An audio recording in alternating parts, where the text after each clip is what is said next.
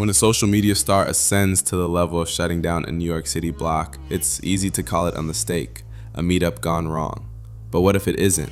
What if the chaos isn't an accident, but the logical conclusion of a meticulously engineered formula? The story of Kai Cenat is sold as a modern American dream, the kid from the Bronx who took over the internet. But today you will realize this isn't a feel-good story about an underdog. It's the deconstruction of how celebrity is now manufactured. It's a case study in weaponizing obsession and selling a performance of authenticity, where a riot in the street isn't a bug in the system, it's a feature. The internet was once a simple tool. Then it became a stage. MySpace, YouTube, Reddit. Each platform evolved into a battlefield for attention where influence became currency. Suddenly, millions weren't just watching, they were chasing relevance in an endless sprint with no finish line. The game isn't about talent, it's about strategy. And while countless creators ride a wave of fame until it inevitably crashes, one kid from the Bronx wasn't just riding the wave. He was studying the ocean. Kai Cenat's origin story is the key. Growing up in a small apartment with a single mother working 4 jobs, he learned early that nothing is given. But his escape wasn't sports or school, it was YouTube.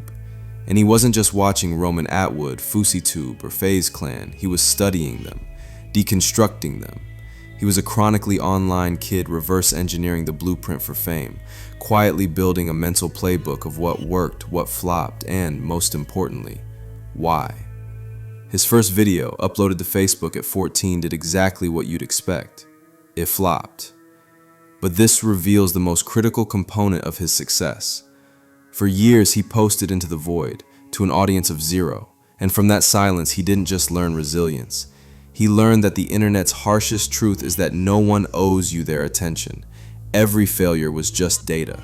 Every ignored upload was another experiment. This wasn't passion, it was research and development. Then came college and the ding-dong ditch prank that catapulted his channel past 30,000 subscribers. But that moment wasn't random luck.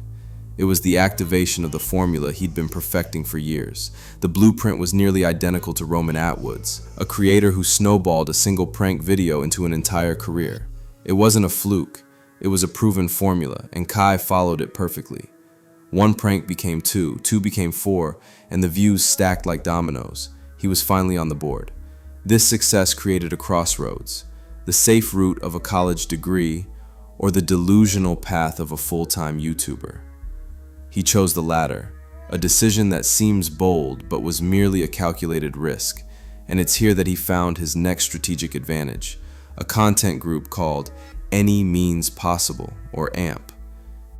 On the surface, content houses are view printing machines, clout-fueled experiments that usually burn out. But AMP was different. The founding members were real-life friends with a long-term vision. They were protective, turning down bigger creators because the chemistry, the brand alignment wasn't there. When they invited Kai, it wasn't just because of his energy. It was a strategic acquisition. He was the missing piece they needed, and they were the platform he required.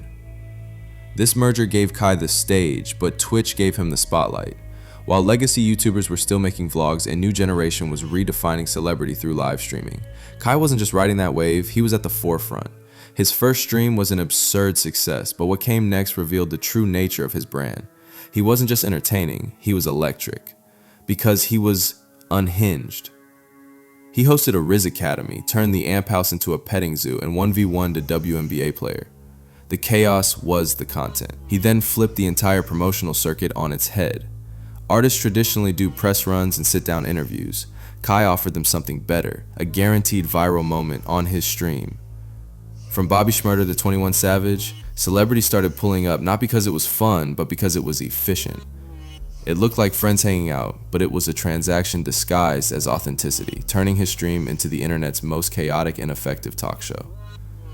And this brings us back to Union Square. After a 30-day non-stop mafia-thon cemented him as the king of Twitch, the riot felt like the inevitable price of fame, but it wasn't. It was the product of it. For years, he had built a brand on fostering parasocial chaos. The riot was just that brand spilling into the real world. His apology, filled with talk of influence and responsibility, wasn't just a moment of growth. It was a necessary recalibration to protect the multi-million-dollar business he had become. Any doubt that this was now a fully manufactured enterprise was erased in 2024. To announce an Elden Ring marathon stream, he dropped a full-blown cinematic trailer, produced by a crew of 45 people, larger than the crew behind the movie Paranormal Activity. His bedroom was transformed into a high fantasy set. He wasn't a guy playing a game, he was an actor on a soundstage. This wasn't a gimmick, it was the new gold standard of manufactured content. Then came Mafiathon 2, broadcast from a $55 million mansion with 67 cameras and rotating production teams. Every second was captured, every moment, from guest appearances by Kevin Hart and Snoop Dogg to $25,000 AI robots, was meticulously planned. It was a masterclass in creating a spectacle so overwhelming that viewers couldn't look away.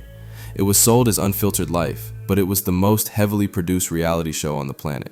He ended by shattering the Twitch subscriber record, doubling his own previous number with over 700,000 subscribers.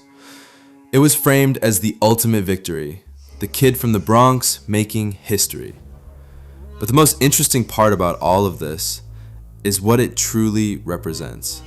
The story of Kai Cenat proves that in the modern creator economy, authenticity is just another word for good production value. The chaos is a commodity, and the quote-unquote new American dream is an elaborate, expensive performance. He didn't just break the record, he proved it was for sale all along.